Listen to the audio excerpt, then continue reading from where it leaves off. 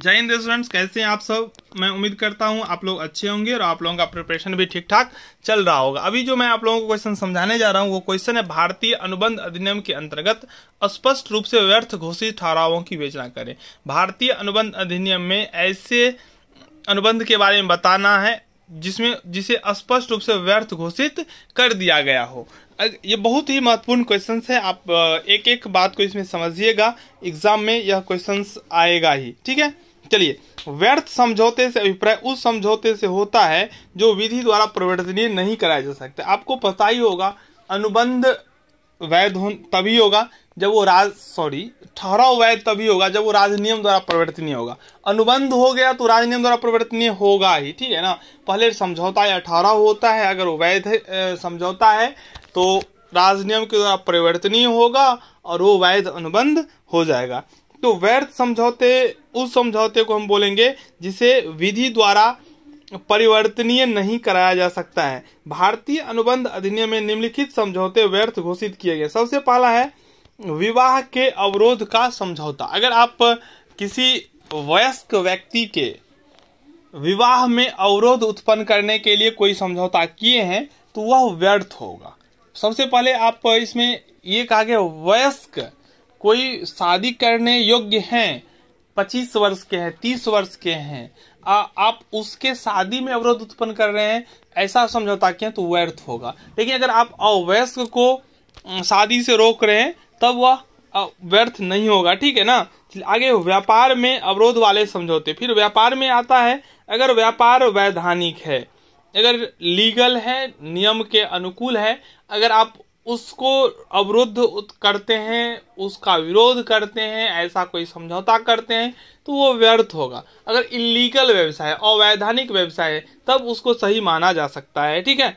भारतीय अनुबंध अधिनियम की धारा 27 के अनुसार प्रत्येक वह समझौता जिसके द्वारा कोई व्यक्ति वैधानिक व्यवसाय, पेशे अथवा किसी अन्य प्रकार का व्यवसाय करने से वंचित कर दिया जाता है उस सीमा तक व्यर्थ होता है। अतः प्रत्येक ऐसा समझौता उस सीमा तक व्यर्थ होता है जिस सीमा तक वह व्यवसाय में रुकावट डालता है। परंतु अग्रांकित समझौते व्यापार में अवरोध वाले होते हुए वैध समझे जाते हैं। पहला, यदि किसी व्यक्ति ने अपने व्यवसाय की ख्याति का विक्रय इस समझौते के आधार पर किया है कि वह निश्चित स्थान पर उसी प्रकृति का व्यवसाय नहीं करेगा जब तक ख्याति का क्रेता उस प्रकृति का व्यवसाय करता है, तब व्यवसाय में अवरोध का समझौता न्यायालय की दृष्टि में उचित होने पर वैध समझा जाएगा।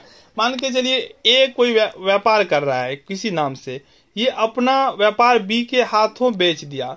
अब बी व्यापार कर रहा है और ए ने कहा जब तक आप व्यापार चलाएंगे मैं उस नाम से व्यापार नहीं चलाऊंगा, और ए फिर से स्टार्ट कर दिया। तो इस स्थिति में ए को व्यवसाय करने से बी रोक सकता है, ठीक है। चलिए, दूसरा है व्यवसाय संचालन में किसी विशिष्ट प्रक्रिया के अवरोध का समझौता वैध समझा जाता है, परंतु एकाधिकार की स्थापना के उद्देश्य से व्यापार संयोजन का समझौता व्यर्थ होता है।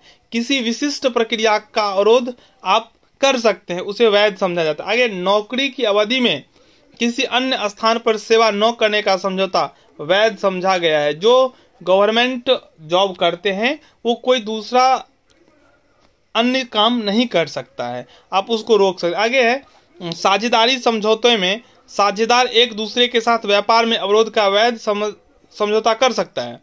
साझेदारी समझौते में साझेदार एक दूसरे के साथ व्यापार में अवरोध का वैध समझौता कर सकते हैं कि साझेदारी की अवधि में वे अन्य व्यापार नहीं करेंगे अथवा फर्म के साझेदार न रहने पर निश्चित सीमाओं के भीतर अथवा निश्चित समय के भीतर फर्म से मिलता जुलता व्यापार नहीं करेंगे। देखिए होता क्या है, अगर वही व्यापार कहीं और जाके कर लेंगे तो जो ख्याति उन्होंने लिया है उसका तो उन्हें फायदा मिलेगा नहीं, तो इसलिए इसको अवैध समझा जाता है। फिर आगे है साझेदारी फर्म की ख्याति क्रय करते समय ख्याति का क्रेता फर्म के साझेदारों के साथ निश्चित सीमाओं में अथवा निश्चित सीमा के भीतर मिलता जुलता कोई व्यवसाय फर्म के नाम से न करने का वैध समझौता कर सकता है। जो आप व्यवसाय में अवरोध नहीं करना चाहिए लेकिन इन सब परिस्थिति में अवरोध कर सकता है, व्यवसाय में रोक सकता है और वो वैध समझा जाएगा। चलिए आगे, वैधानिक कार्यवाही में अवरोध। ये तो सबको पता है, अगर कोई आप वैधानिक काम कर रहे हैं उसमें कोई अवरोध कर रहा है तो व्यर्थ हो जाएगा। लेकिन वहीं पे अगर कोई इलीगल कोई वर्क कर रहा है, अवैधानिक काम कर रहा है, उसको कोई रोक रहा है तो फिर वैध होगा। आपको अभी तक में ये तो समझ आ ही गया होगा जो कौन से समझौता को हम वैध कहेंगे और कौन से समझौता को हम अवैध कहेंगे। अगर कोई काम कानून के नजर में सही है, आप उसको रोक रहे हैं, तो वह व्यर्थ समझौता हो जाएगा। आप ऐसा समझौता किए जो सही काम को रोकने का है, तो अवैध हो जाएगा। आप ऐसा समझौता किए हैं जो अवैध काम को रोकता है, तो वह वैध समझा जाएगा। सीधा सीधी बात है, अवैध काम को रोकना वैध होगा, वैध सही काम को विधि के द्वारा सही काम को अगर आप विरोध कर रहे हैं तो अवैध होगा। ठीक है, चलिए तो यहां तक खत्म। आगे देखिए, अनिश्चितता के कारण व्यर्थ समझौता। भारतीय अनुबंध अधिनियम की धारा 29 के अनुसार प्रत्येक ऐसा समझौता जो निश्चित अर्थ वाला नहीं है अथवा निश्चित होने योग्य नहीं है, व्यर्थ होता है। ये बात वही आ गया, अगर कोई घटना घटित हो ही नहीं सकता है, उसका कोई समझौता हुआ है, तो अवैध होगा ही। अगर निश्चित होगा तो वैध हो जाएगा। फिर बाजी वाले समझौते, अगर कोई बाजी का समझौता है तो वो व्यर्थ हो जाएगा। ठीक है, भारतीय अनुबंध अधिनियम की धारा 30 के अनुसार बाजी या शर्त का ठहराव व्यर्थ होता है। भारतीय अनुबंध अधिनियम की धारा 30 के अनुसार बाजी या शर्त का ठहराव जो होता है वह व्यर्थ होता है, और शर्त के अंतर्गत किसी जीती हुई वस्तु को प्राप्त करने के लिए या तीसरे पक्षकार के पास शर्त के परिणाम को पूरा करने के लिए जमा की गई राशि की वसूली के लिए कोई वाद प्रस्तुत नहीं किया जा सकता है।